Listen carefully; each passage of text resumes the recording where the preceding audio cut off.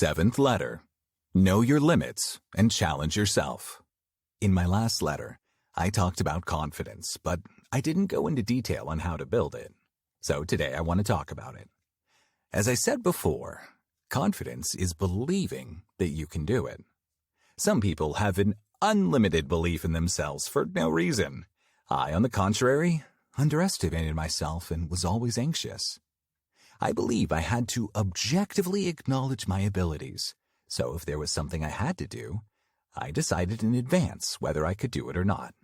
If I thought I could do it, I did it with confidence. If I thought I couldn't, I gave up. I thought it was foolish to do things you could not do. The question was, how would you know if you could do something difficult without trying it? I am afraid of failure before I even start, and if I only do easy things, my view of what I can do narrows. I cannot know my limitations if I don't challenge myself with an arduous task. I feel like I am locked in the prison of my own fear. One day, I wanted to know why I avoided difficult tasks. It seemed I was afraid of making mistakes. Why was I afraid of mistakes or failures? What was so bad about failing? At first, I thought I worried people would talk about it when they saw my failure. But there were times when I didn't have many friends or know many people. It seemed that no one was saying anything about me back then, but even then, I hesitated.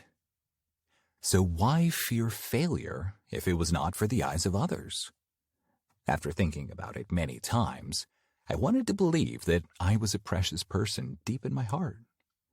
But I was afraid I would prove I was nothing if I made a mistake.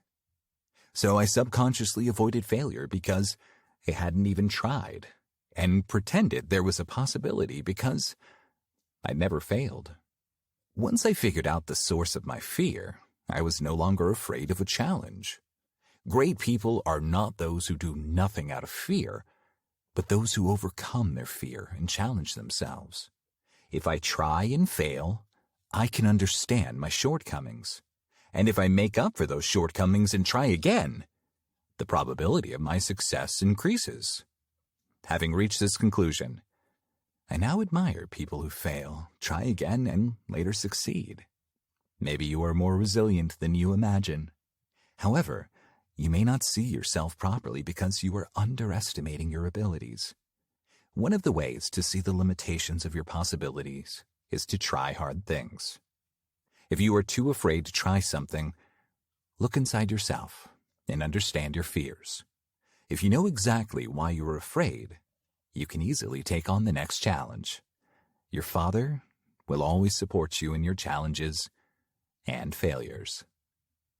I love you.